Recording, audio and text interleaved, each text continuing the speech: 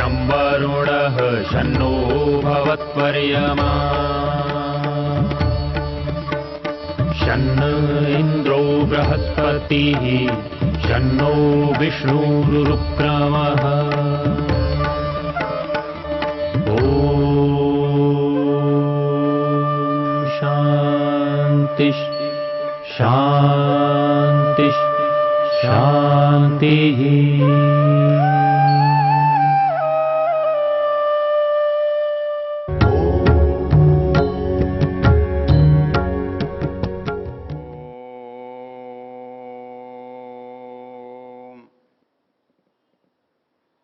हम इस वेद मंत्रों की चर्चा में ऋग्वेद के 10वें मंडल के 71वें सूक्त की चर्चा कर रहे हैं। इस सूक्त को ज्ञान सूक्त कहते हैं, अर्थात वेद में ज्ञान का महत्व, ज्ञान का प्रकार, ज्ञान का जो स्वरूप है उसके बारे में इसमें चर्चा की गई है। इस सूक्त में 11 मंत्र हैं और इन मंत्रों का जो ऋषि है वो बृहस्पति है और इन मंत्रों का देवता ज्ञान है। हमने पहले मंत्र की चर्चा देखी थी, उसमें कुछ शब्दों पर विचार किया था और वो मंत्र था बृहस्पते प्रथमं वाचोऽग्रं यत्प्रैरतनामधेयं दधानः यदेषां श्रेष्ठं यदरिप्रमासीत् प्रेरणा तदेषां निहितं गुहावि।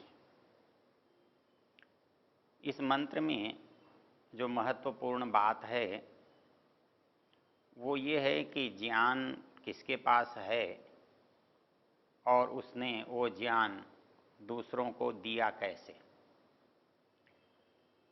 इसका ज्ञान का जो अधिपति है उसे यहाँ बृहस्पति कहा गया है और जिसको ज्ञान देना है वो मनुष्य है।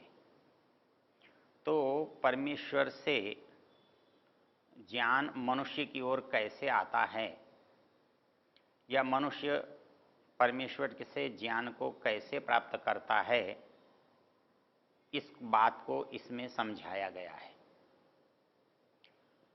क्योंकि हमने पीछे देखा है वेद हमारा मार्गदर्शक है, हमारे जीवन का पथ प्रदर्शक है।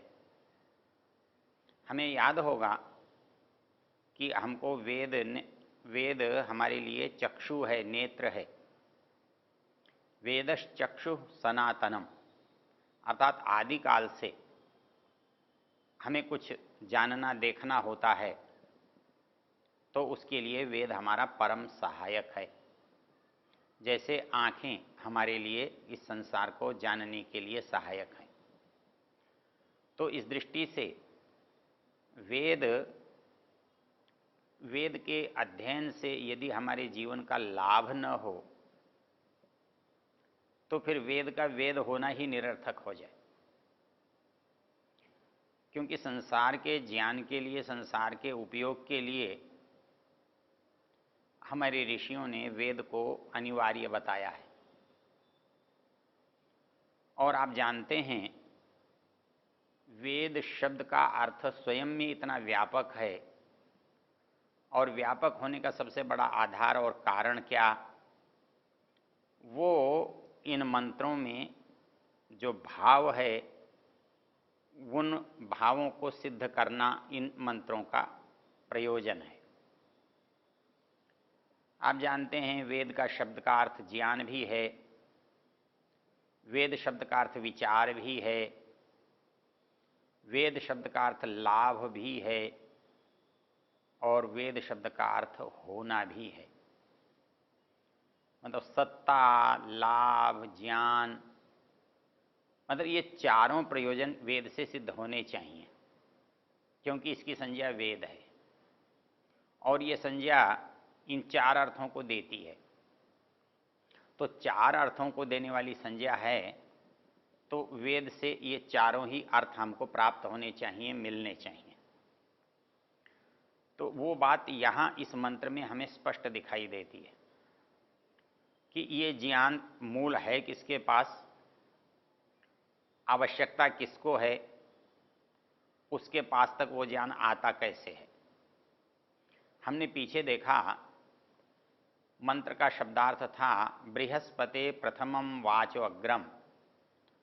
जो बृहस्पति परमेश्वर ने हमको जो ज्ञान दिया, जो वाणी के रूप में प्रकाशित हुआ, प्रकट हुआ, और वो ज्ञान संसार की प्रत्येक वस्तु के लिए था, प्रत्येक बात के लिए था जो हमारे काम की है।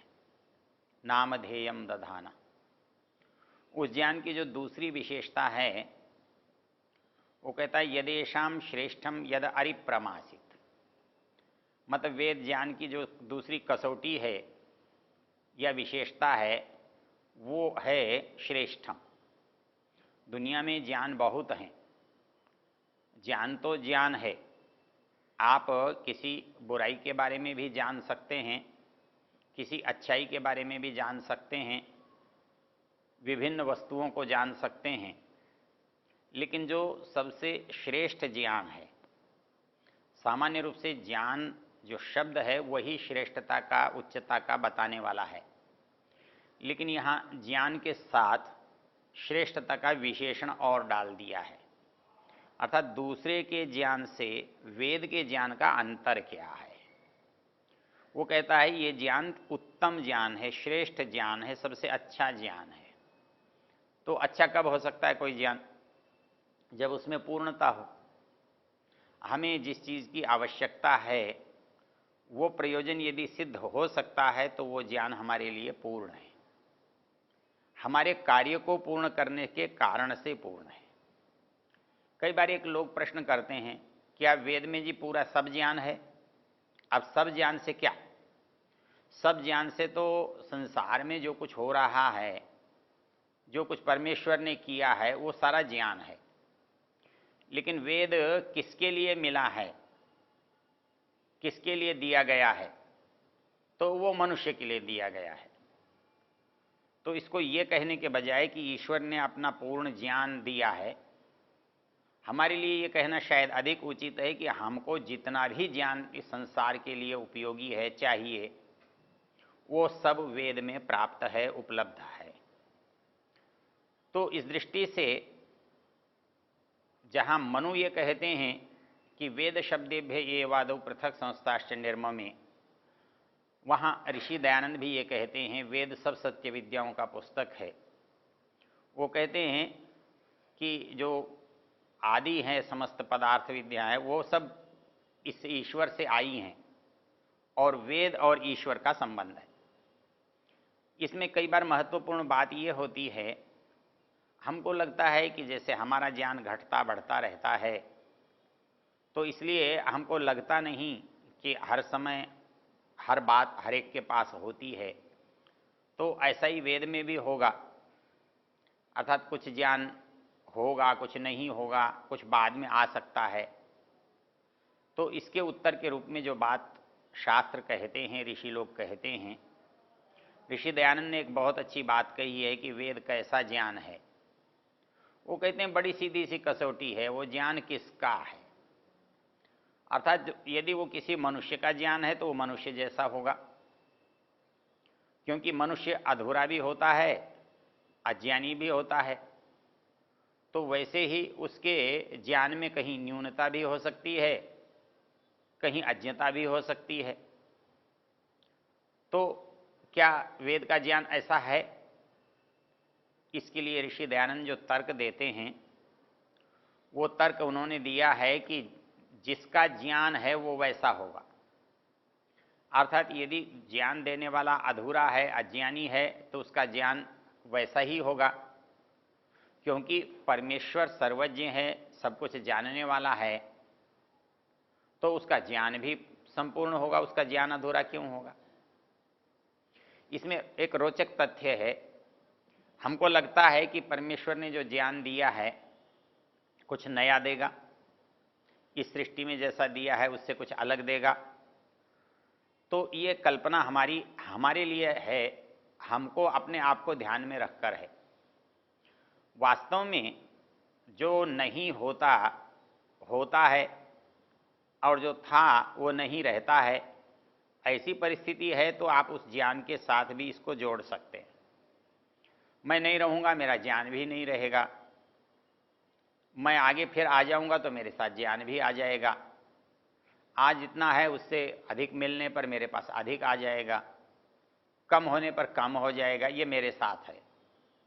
लेकिन परमेश्वर के साथ ये सभी शर्तें नहीं घटती।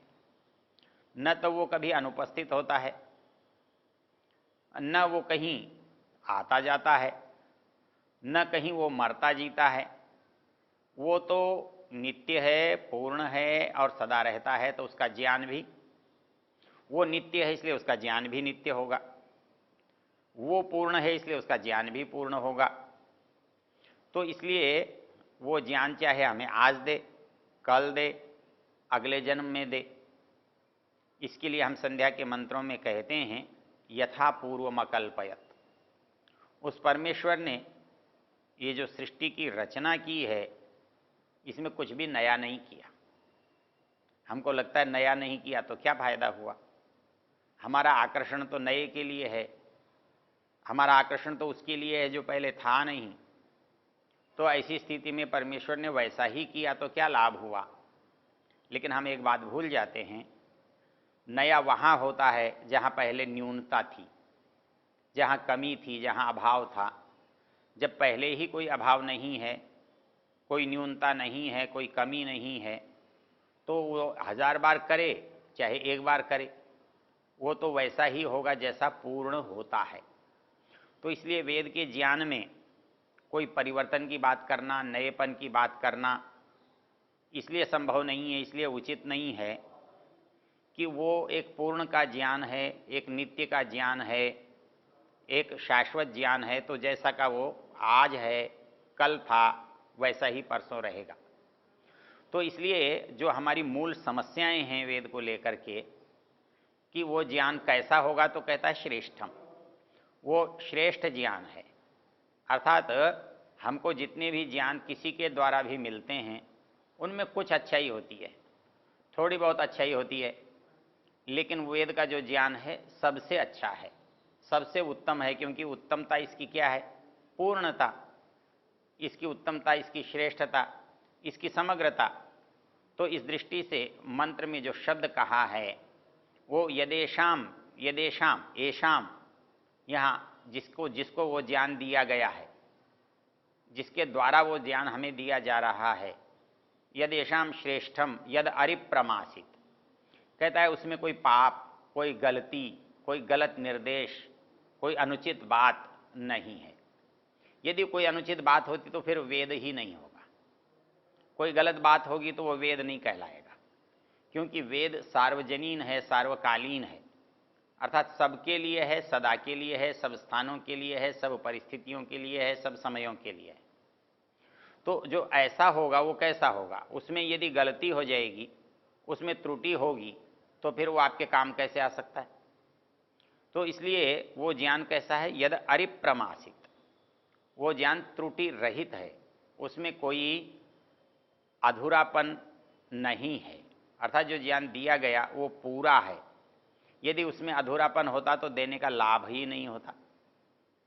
और वो कैसे दिया गया, सामान्य रूप से हम ये सोचते हैं एक मनुष्य बोलता है, दूसरा सुनता है, लेकिन उसका उत्तर यह दिया प्रेरणा यदेशाम निहितम गुहावी। जो गुहा है, गुहा हमारे लिए हृदय के लिए आता है, उसके लिए जो जहाँ पर हमारा जीवात्मा विद्यमान है, जहाँ जीवात्मा और परमात्मा दोनों की सत्ता एक साथ है, तो उसको हृदय कहते हैं, उसको पुंडरीक कहते हैं, उसको गुहा कहते हैं। तो कहता है यदेशाम श्रेष्ठम यदर प्रमासित प्रेरणा तदेशाम निहितम गुहावी। और उसमें दिया कैसे, ऐसा नहीं है कि हमारे कानों से हमने सुनकर या आँखों से हमने देखकर उस ज्ञान को हृदय में पहुँचाया हो, हृदय में प्रस्तुत किया हो, वहाँ तक मिला हो, ऐसा नहीं है। कहते हैं प्रेरणा, प्रेरणा से। तो प्रेरणा जो होती है वो अंदर से होती है, हृदय के अंदर से होती है। तो एक जो प्रेरणा है वो परमेश्वर, क्योंकि प्रेरक दूसरा होता है, प्रेरक सदा दूसरा होता है। और प्रेरणा जिसे दी जाती है वो दूसरा होता है।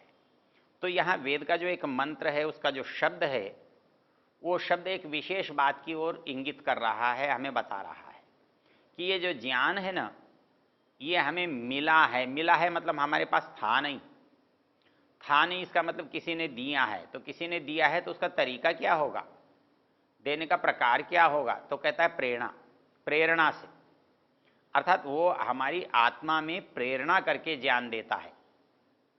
इस प्रश्न को समझने में थोड़ी सी कठिनाई होती है, प्रेरणा से कैसे देगा?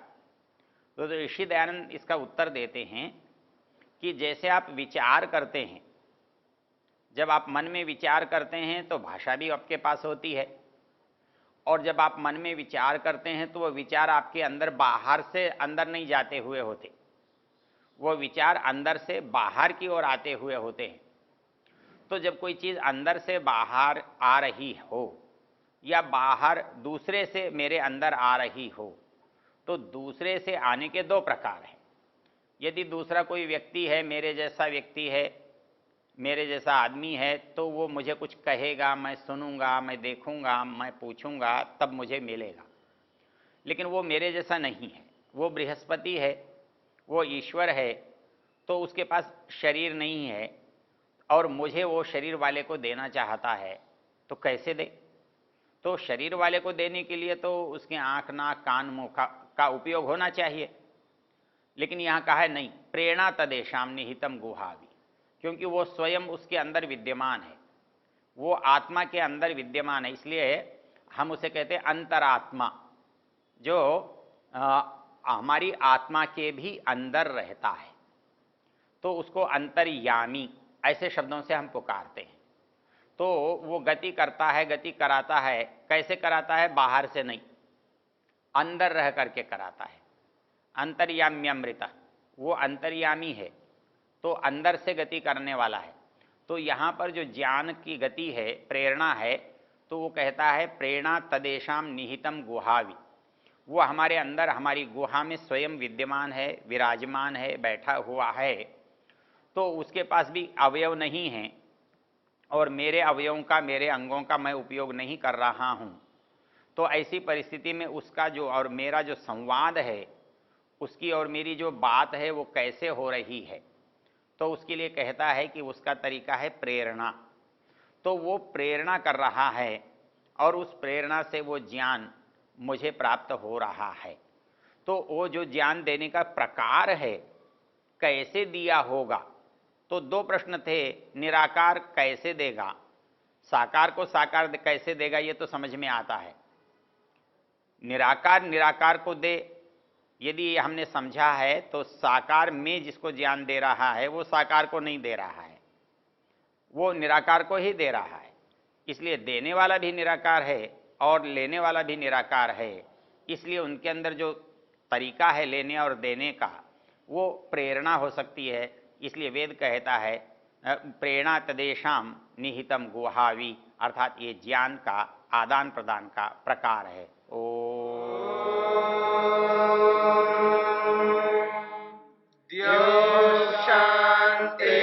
शांतिरंतरिक्षं शांति पृथिवी शांतिरापः शांतिरोषधयः शांतिः वनस्पतयः शांतिर्विश्वे देवा शांतिर्ब्रह्म शांति सर्वं शांति शांतिरेव शांति क्षमा शांतिरेधि।